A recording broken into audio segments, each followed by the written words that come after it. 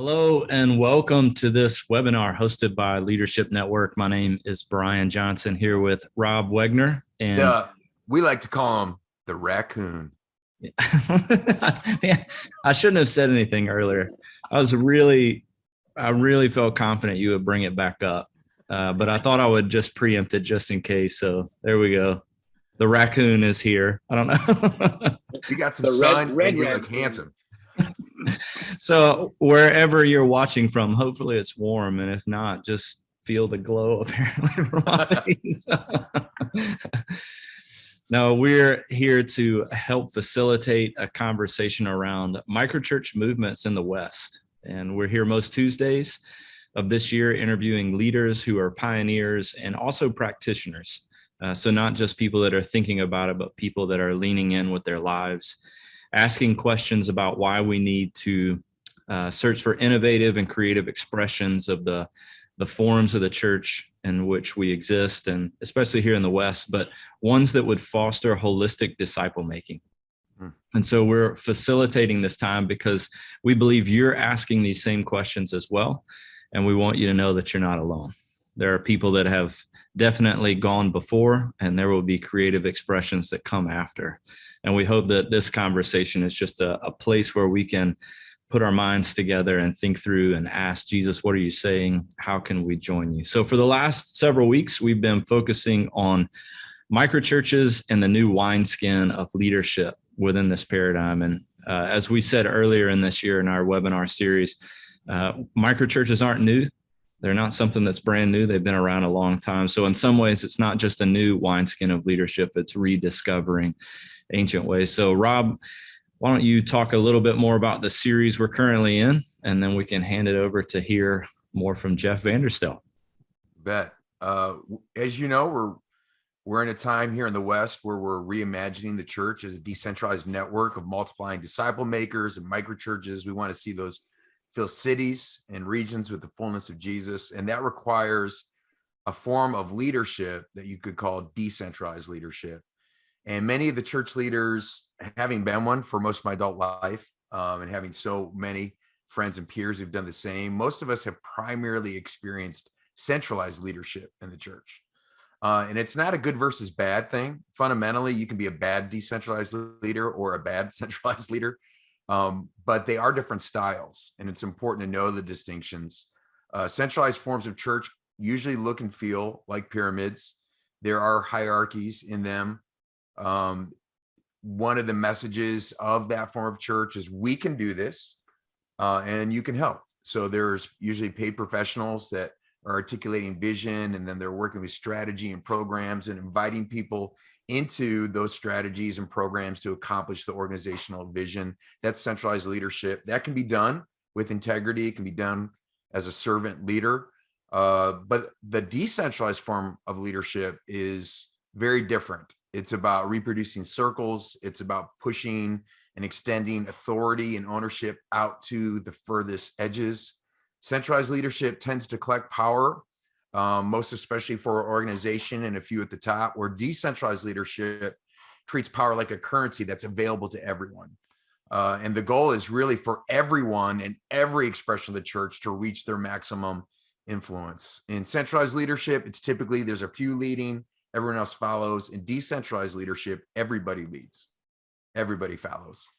And this decentralized form of the church requires this decentralized wineskin of leadership. It was Jesus who historically was really the first breakout in this form of leadership. And it's a polycentric leadership. It has flat structures. So we're going to walk through some of these distinctions. And today we're going to focus on the difference between directing versus equipping. And we have a master equipper with us today, Jeff Vanderstelt. You got to see Jeff early on in our first series, and we're bringing him back. This is not a rerun. It's all new content this time.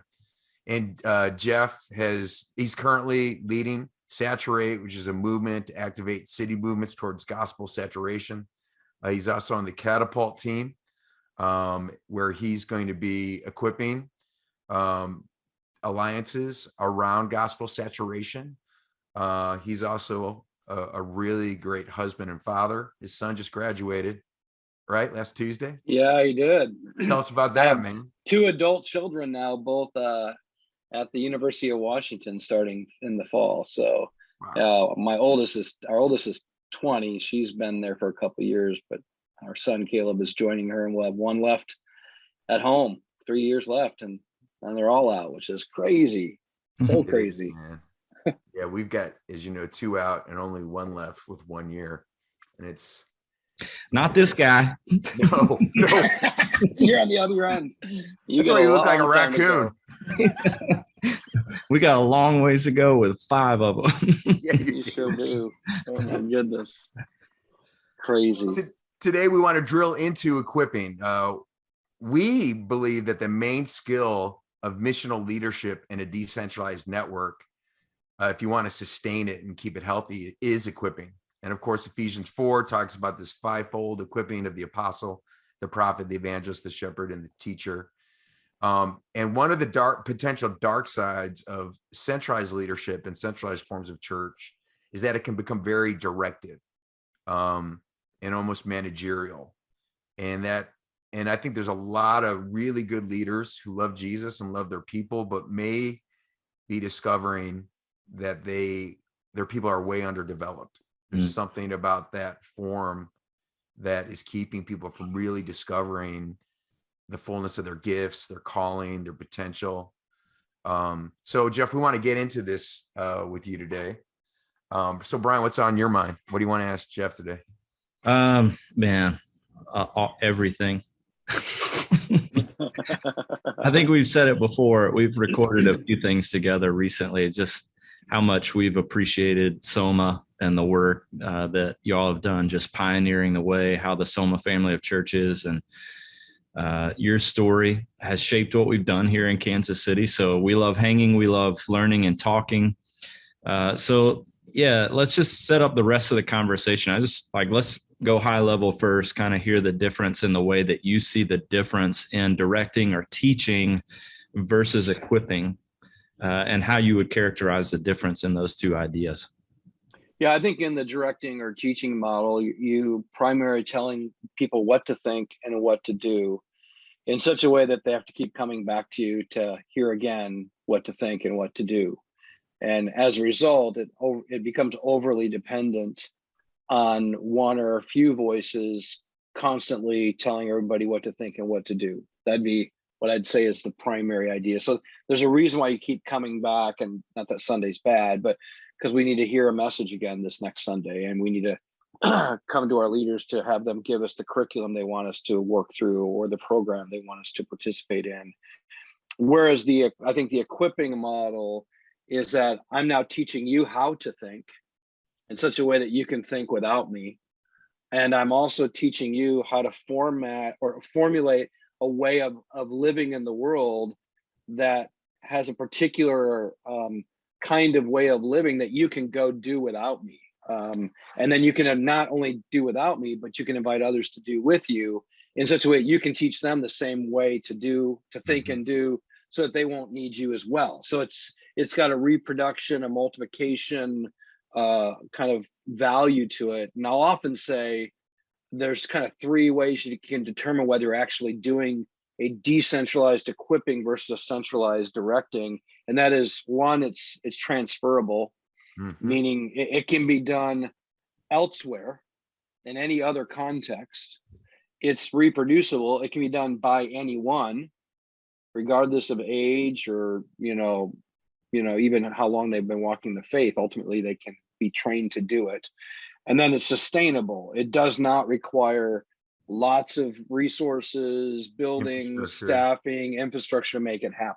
So those are 3 things I think also will be true of an equipping model that can look a lot more like, I think, the way Jesus did things in terms of the ability to multiply beyond a particular place. So it sounds like often, and you can tell me if you think this is just too much of a characterization. It sounds like part of the difference is typically with teaching and directing, there's a product that we're giving to people, and equipping, it's a process that we're Mhm. giving to people, a process of development that they can also teach to somebody else. Yes, definitely. Yeah. The one is something you kind of consume, but then you have to come back and consume again. Yeah. The other is a kind of way that you can reproduce and give away. Okay. I imagine there's some people right now going, well, man, that is really what I'm trying to do on Sunday morning with my sermons. I wonder if I'm teaching. I wonder if I'm equipping. I think there's people that might be genuinely asking that. So let's get a little bit more specific. What are the values that drive equipping versus teaching? Like, what would be like a checklist, for example, that someone might be able to consider to know whether they're basically doing gather and teach versus equip and release? Yeah, well, I like to use an acronym that is just deeper. So the word deeper. And for Oh, me, well, you know what just went through my head? I want to go deeper. Yeah, come on. 'Cause I don't know how to swim. yeah. Love that song. keep going. Oh, we shouldn't. Yeah, no, I think we could give them something far better than you guys singing. So I am going to listen to that song today, though, as soon as we get off this webinar. but yeah, honestly, I intuitively did this for many years, just trying to follow the example of Jesus. And later I realized if this is going to even go beyond me or the structures and systems I create, I need to codify it in such a way that it can be passed on pretty easily. And that was the acronym deeper. So whenever I or others are developing some kind of experience, a training opportunity, I want it to really fit this kind of template or standard of asking, is it deeper? And basically deeper is is it demonstrated? Can they see it? And I know sometimes we can't give them every observable experience. Sometimes it has to be through stories or videos or others telling their story. And I think that's helpful. But the ideal is that they see it. If I could even back up, I'd say if you treat equipping like spiritual parenting, and then you ask, what would you do with your kids to raise them up in such a way that they could eventually go, speaking of Rob and I having our kids leaving, that they could leave, like they could actually leave, be healthy, functioning adults in society. And if God would give them the opportunity to have a family, they'd be able to reproduce that as well. So I think keeping that in mind in everything you do is really a good question to ask. And so, if you're raising spiritual kids, they need to be able to see everything that you want them to be able to do. So if they've never seen it demonstrated, it's pretty hard to say you would train them well. They might have heard about it, which is the second part, is that we explain it. We explain what they see. So we show them, but then we explain it. Again, back to parenting, it's like I did lots of things with my kids before I ever explained what I was doing. But when you do it with them and they see it, then you teach them what they've been seeing. That's the best way to train. It's like, now let me tell you what I've been doing with you, which is what Jesus did with his disciples. He'd pull them away and say, now let me tell you what you just saw. And he'd explain it. Sadly, most of what we call training is the second one, just explaining. We're just telling people what to think or what to do, but they've never seen it, which is really not very effective. So demonstrate, explain. Then the third one is that they've got to experience it. But there's got to be some kind of environment where the very thing we want them to be able to do, they've experienced it. Whether that's something we do to them, like in the case of gospel fluency, we've been speaking the gospel to them enough that they've been experiencing it, or if it's like prayer, they've been in context where there's lots of prayer happening. So it's something they're just immersed in as something they learn by experience. And then fourth, they practice it. So we give them the opportunity to do it enough times that they can begin to become better at it. But also then the next E, which is it ought to expose them, expose their fears, their insecurities, their inabilities, their lack of knowledge. All really good training exposes weaknesses. I was a soccer coach, and I would want to have my kids understand how to expose a weak foot. If you're playing soccer, once you find out a person's weak foot, you just force the ball to that side and you can dominate. So I would do lots of drills to expose their weak foot. And then we would do strengthening drills around their weak foot long enough until they had two strong feet. Mm-hmm. But it was the drills I gave them that would expose the weakness. So then we could actually get after the thing that likely was probably they were trying to hide or cover up, which by the way is in the church all the time. There's so little exposure that we have hardly any idea what our people don't know what to, how to do, or what they don't believe, or what their fears are, or whatever. And then the last letter is R, which means repeat until they can reproduce it in the life of another, so that they can replant it in another context. So those are the kind of 3 R's: repeat until they can reproduce, and then go replant it in another context. And they should be able to repeat that whole deeper process with other people around each skill or ability that we've trained them in. So I have 2 questions of follow up with that. Like the soccer piece is a really helpful component to see that side of it. So one question. By the way, we got the World Cup. That's true. Kansas City. Our way. Yes. And that's in 4 years. Thing. In 4 years. Just sliding that in 4 years early. A lot of equipping required before we're able to handle it. Way to go. Yeah, you guys definitely have got we got it too. So, it'll be in our city as well. We'll be better than you guys. So Sporting's going to give you a run. That's right.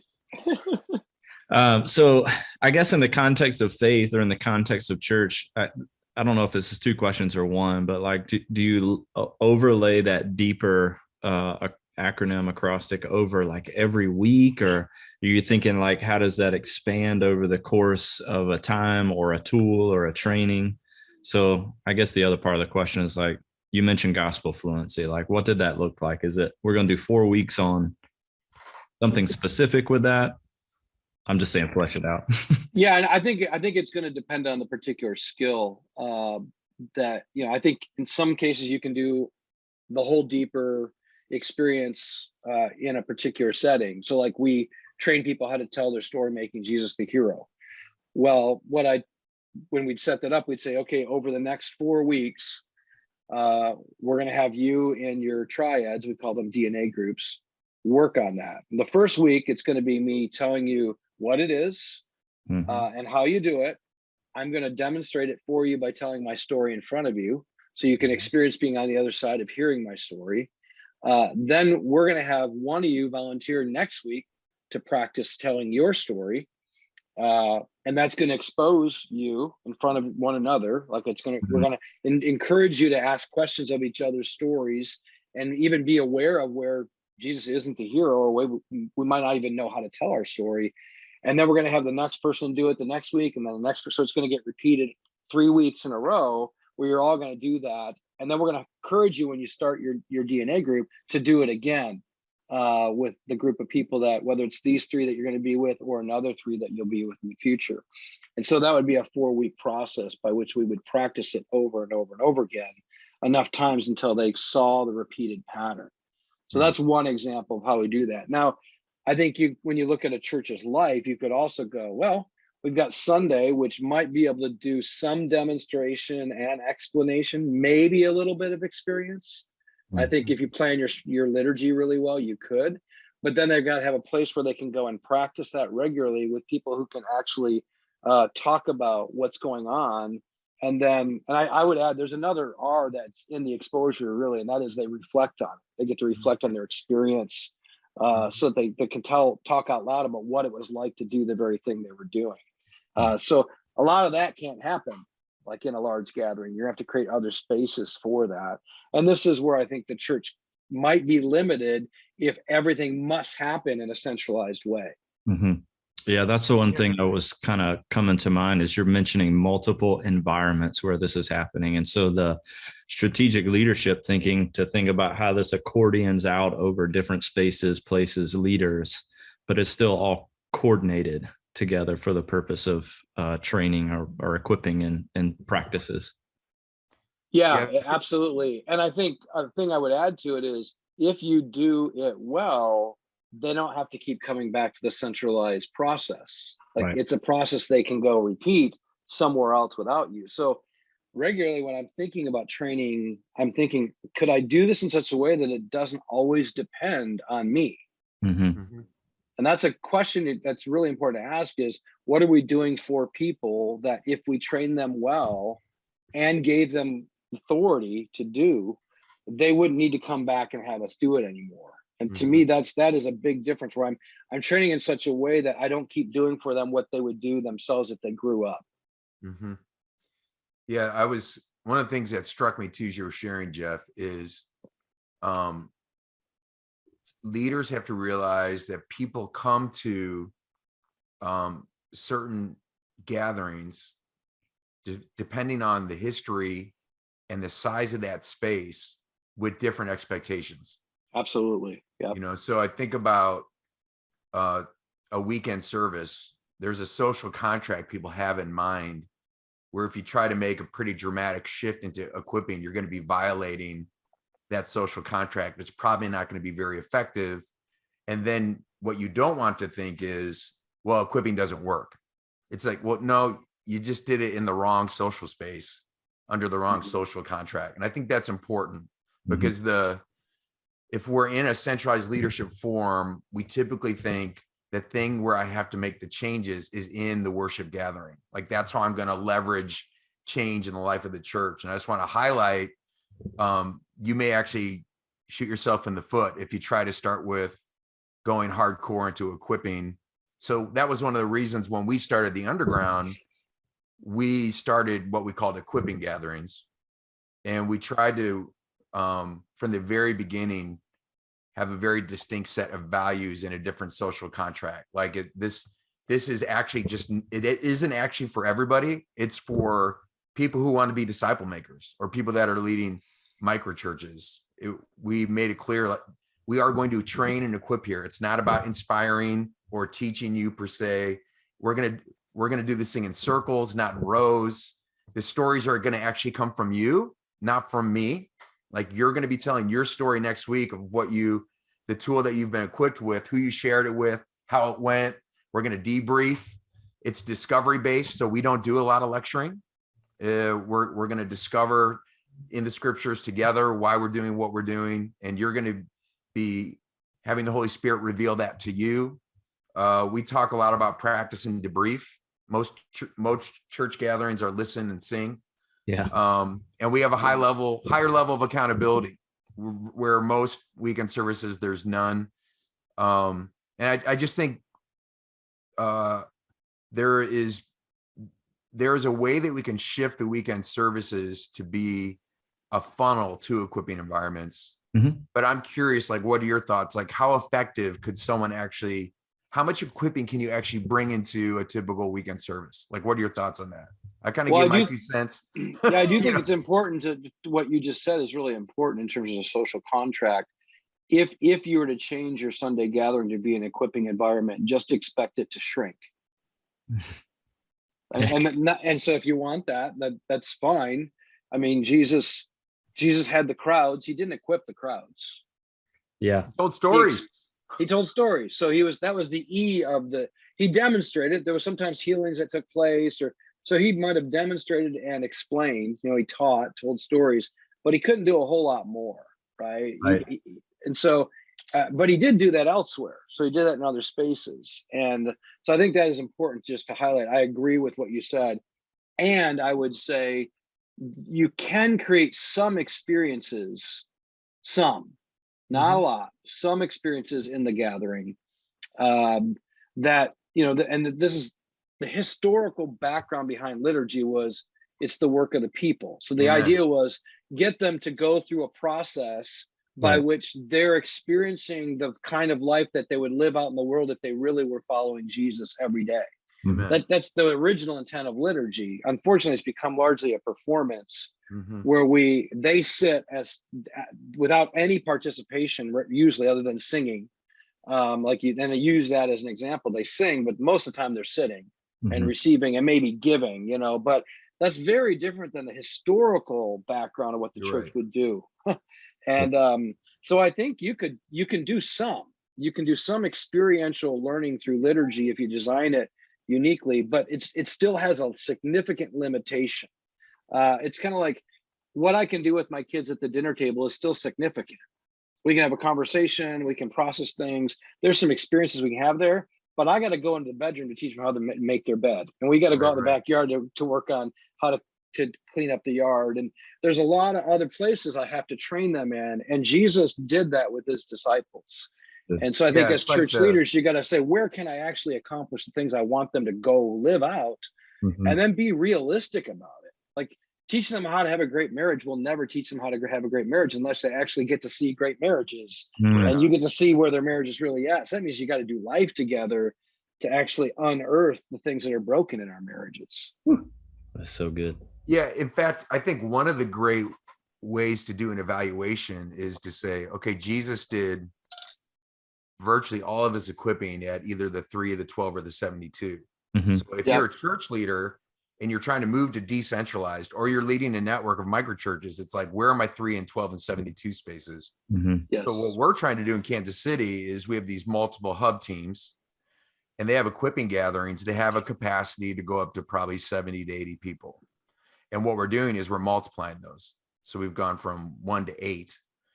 And we may eventually, Brian always teases me, it's like, I don't know, we may have 1,000 of those in our city for all I know. Like, I don't know what it's going to take, but I think that's the right size and space. So that's what we need to reproduce, because we can do the work at that level. I was listening to that 312 that you're just saying too. And it's like, it makes me wonder how much was really happening at the 72. Like, they clearly felt equipped enough to go into the next towns and villages, cast out demons, heal the sick. But I wonder if it wasn't more Peter, James, and John with their 3s and 12s that added up to the 72. You know what I mean? Like, that Jesus would be that intentional rather than going, I have to equip all the 72 as well. And just, anyway, I don't do math really well, but you did the right math though. It equals 72. Yeah, you did. And I think there is something that's important to grab there, and that is, where did Jesus put the greatest amount of resource and energy?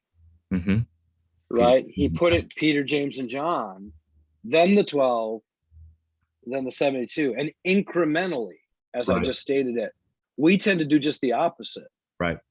We put the largest amount of energy into the crowd, and then we put maybe a little bit more into our small group leaders, and then we put hardly any into a very small group of leaders that we're really developing and pouring our life into. Like, that generally is getting the least amount of our energy. Is this when I look at like an org chart, financial resources, time spent in a week, like it really, and this is, you aren't asking this question, but I will make the statement, and I think most people who know anything about church planting, it's why church planters generally in the first few years are the most effective, because they don't have hardly anybody to work with. And if they do their job well, they're pouring into it just a few and really developing them well, and they're actually all doing the work of Jesus together. But as that thing grows, statistically, it's proven that it's less effective the larger it gets at actually making disciples who can make disciples. And I think it's just because the larger thing takes up so much energy and time that we have very little time to give to the work of disciple making.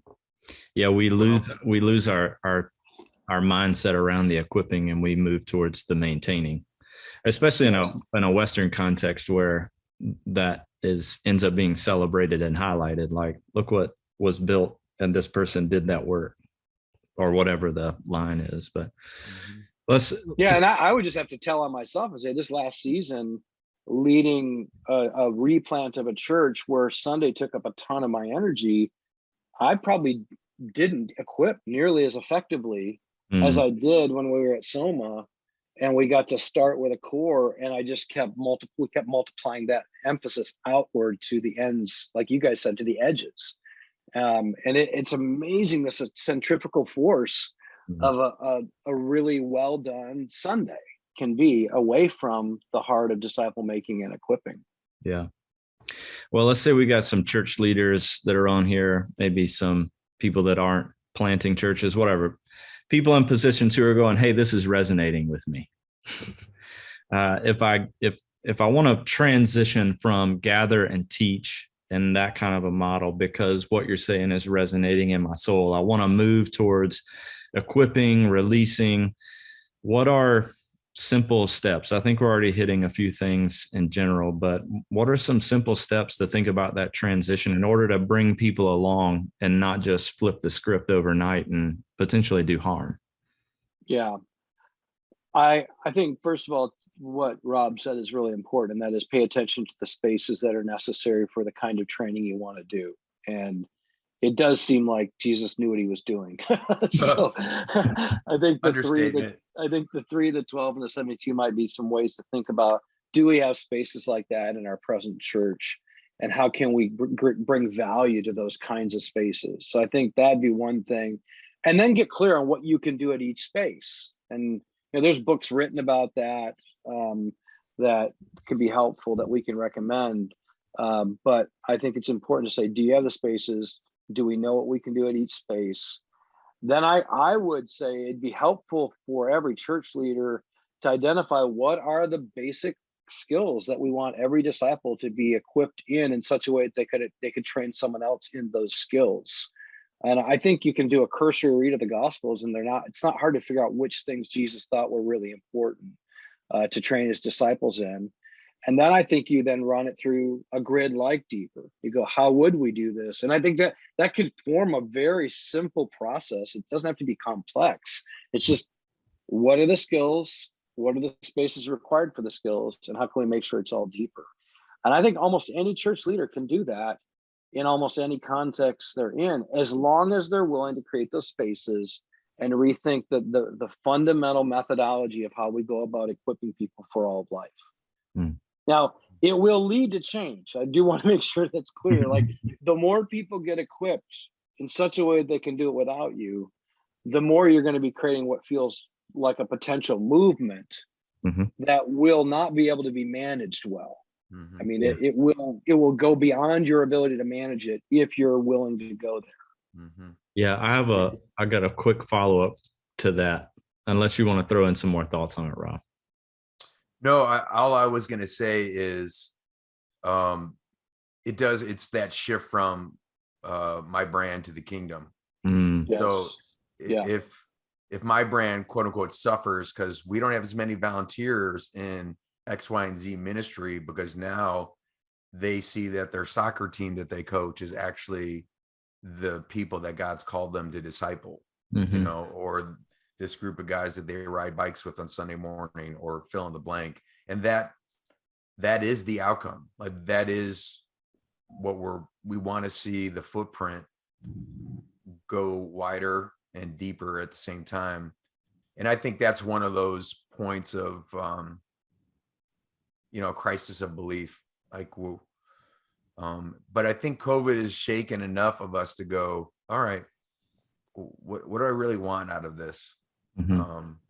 And it's exposed a lot of weakness, and I'm encouraged. I think there's a lot of genuine repentance and a hunger to really get after the main thing again, which is to make disciples. Yeah, you're kind of answering that follow-up question I was going to ask, of just what are the hindrances that individual leaders will face as they try to make that shift. And I think one of them is what you just said. Am I going to be okay if my brand feels like it's decreasing and the kingdom brand is increasing?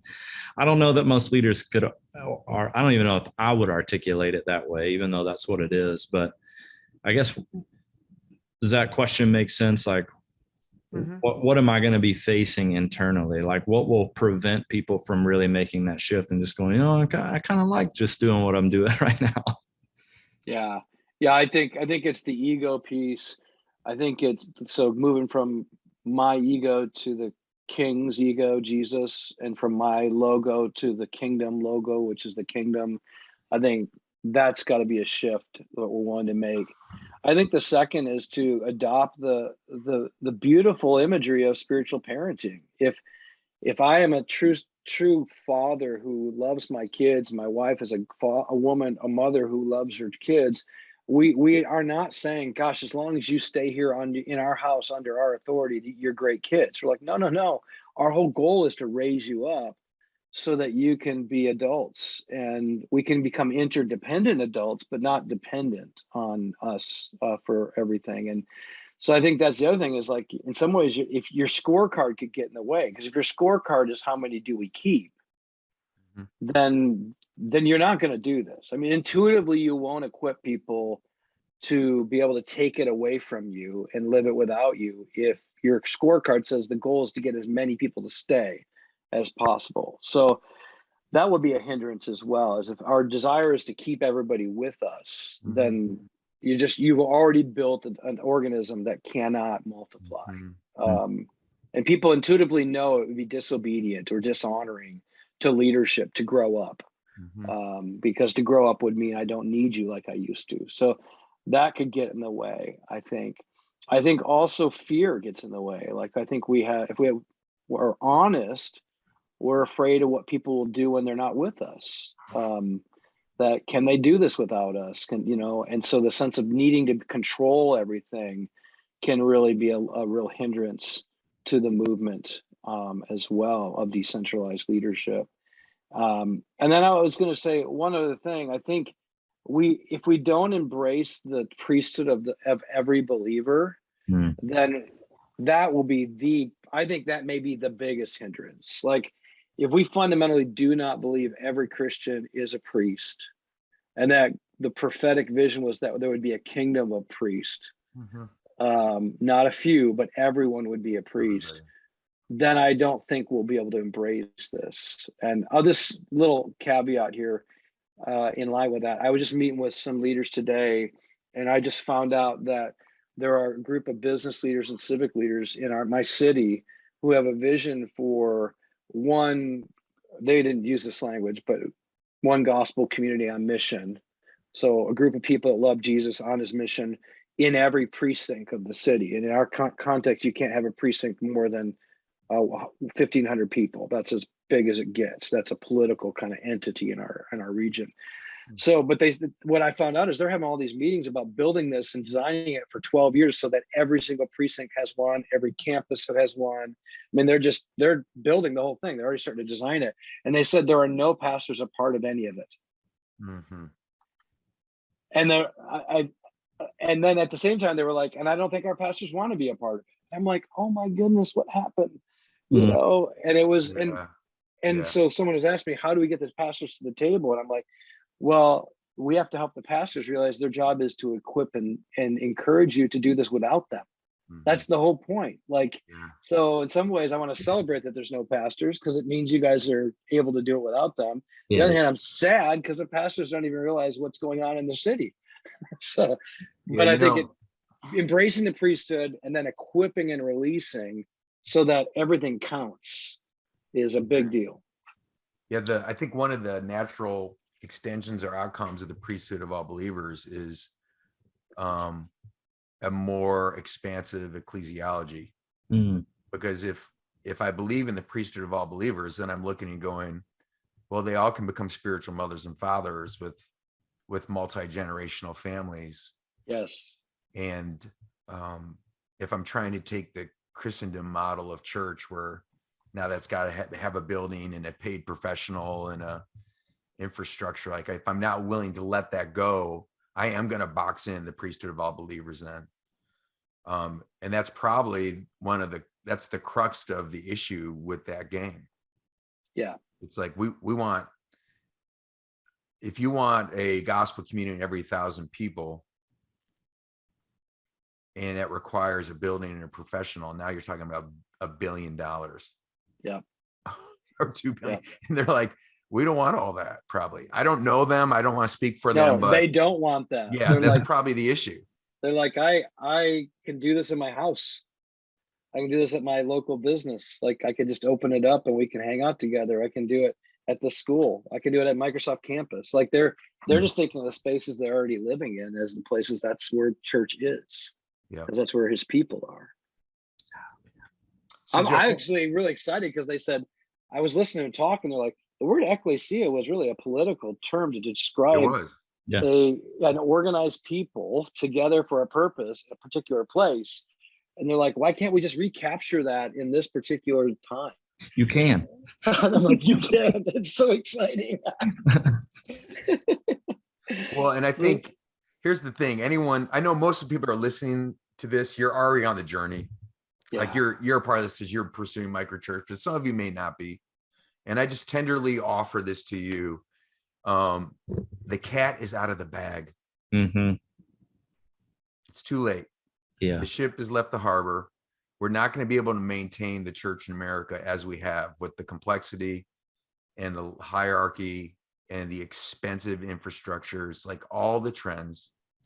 So I don't say this to scare you, but I do say this for you to have a sense of reverence for what is happening, the significance of it.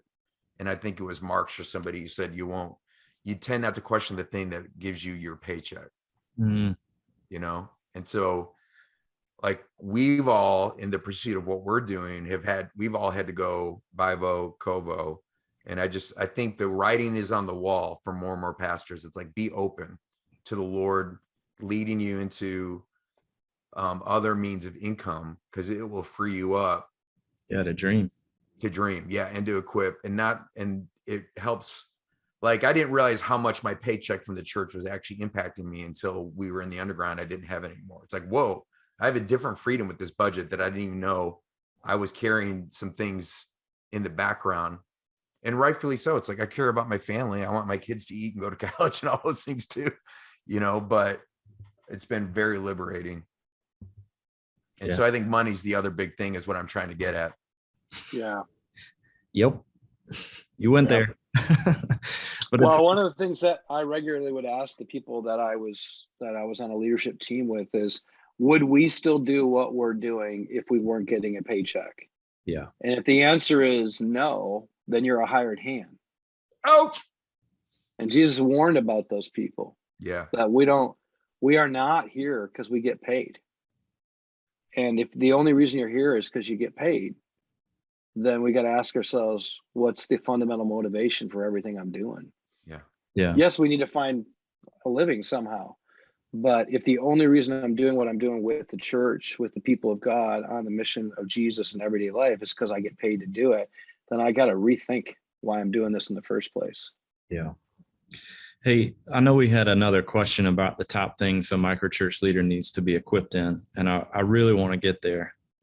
But I want to go out on just a brief limb here and take a risk, just to give you some space to talk about one other thing.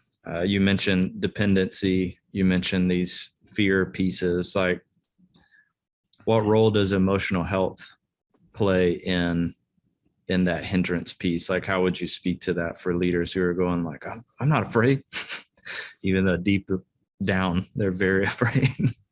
Yeah. I mean, the evidence of me not being honest about the fear I have is that I'm likely trying to control people and try to control my environment. And if I feel my fear and I'm honest about it, because, man, if you don't have any fear about this, then you're not being honest. That's just the reality. Like, the truth is, there's real fear around stepping into the unknown. There's real fear about releasing people. I have real fear about my kids growing up into a really crazy world. Like, that's real. And if I feel it, then I know that I have a need. Like, the fear of the Lord is the beginning of wisdom. So if I fear, it's a gift God's given me to make me aware that the world is a dangerous place and there are things that I truly can't control, which, if I feel that, I'll cry out to God for help.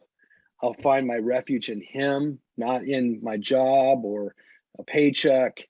And I won't just try to protect myself. I'll let Him be my protector. And that is the beginning of wisdom, which is now we can walk in His ways and let Him direct us by faith. And if I feel my fear, it's the doorway to faith, right? Because when I feel afraid, I hear the Lord say, fear not, for I'm with you, which means fear is access to my need, which gives me the opportunity to cry out to a God who will be with me and give me wisdom to walk through this world with Him. For leaders that right now are going like, I don't have any fear, just ask yourself right now, what do you think might be out of your control that you would really like to get control over? What is that you would like to manage and manipulate so strongly that it doesn't get to have the freedom for expression or potentially for even hurting you? And I know for me as a leader, and you know, you're asking this question because you know some of my story. I look at my life and I realize a lot of my leadership was operating out of fear because I didn't want to be out of control. And so then anxiously, I would try to control things and build systems and structures that allowed things to be under my control in such a way that they couldn't hurt me or turn on me or get away from me. And sadly, most people experience that as like rage under the surface, like that I was kind of raging in my leadership against people. And so the more that I've been feeling my fear, and I'd say this to every leader, be honest to God with your fear so you can go to him for help, walk in faith, and seek his hand to guide you into wisdom, which is the only way you're going to release people. Mm. Thank you. Beautiful. Yeah. That wasn't such a crazy limb. No. I think emotional health may be the biggest reason why we see so many controlling systems and structures not being willing to release. And parents, is true for parents too, right? How many parents are just afraid to let their kids go? And so they try to control them as long as they can. And eventually those kids are leaving. And if you didn't train them in the way they should go, I guarantee you it's not going to be good when they leave. Mm-hmm. Yeah. Yeah. Well, you want Which, to, by the way, is what's happening in the church right now, too, right? Plenty of people are leaving the church because they're rebelling against the control that they've experienced that deeply hurt them. yeah. Well, let's go after that last question. What would you say are in the few minutes we have left, what are the top things that you would say in our experience with Soma, every microchurch leader needed to be equipped in these few things? Yeah, they need to be equipped in laying a gospel foundation that forms people from the indicatives to the imperatives. So what is true no matter what you do, so that you'll do what you do because of what is true. So we think everyone needs to have that gospel foundation of who is God, what has he done in Christ, and who are we as a result of it, so that everything we do flows out of that. So that's a template that we've built into all of our training. Huge. Yeah, so get your identity not from what you do, but from who God is and what he's done for you in Christ. And then let all of your activity come out of that identity, which is a place of rest, right? So that's a big one, which leads to, we need to make sure that everybody is gospel fluent. That not only do they have the foundation, but they have the fluency to speak the truths of the gospel into everyday life, which includes a variety of things. Like we teach them how to do fruit to root on every behavior, take the fruit of your life and trace it down to the roots of your belief, which will help you unearth unbelief or wrong belief or ignorance. We train them in how to share their story, making Jesus the hero. We train them how to listen to others' story for who their hero is, so we can know how to bring the gospel to bear on that. So all that would fall under the category of gospel foundation, gospel fluency. And then more recently now, I'm making sure every leader understands the process of the gospel transformation, that there really is a process of transformation that we need to learn how to walk through ourselves and then teach others to walk through as well. I don't have time to teach all that right now, but just let that be a bucket, because I don't think most people, and that's back to the emotional healthy stuff that you just talked about. Then I think what we're now talking about, and this, you run through all of it, how to commune with God, like just the basics of walking with, abiding in Jesus, like contemplative prayer, solitude, silence, fasting, feasting. I mean, all the practices that we need to be able to do, walk in order to just abide. And then we teach them the basic rhythms of how to engage. And you guys use the BLESS acronym, and we now use that as well as a really helpful template to pass on and teach others to engage in.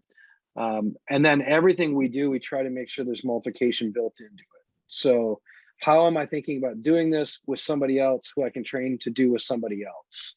So that itself is a mindset that you have to develop in people. So they're always thinking about second, third, fourth generation, not just themselves.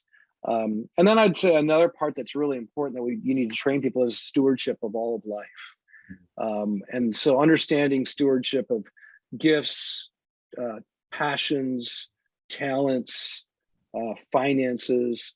If they don't know that, they won't know how to then have the resources to do the work. And then I think another thing is hospitality, and that's all about space. How do we create space for people to be before they become? Amen. And then how do we give them enough time to be in a place so they can be known?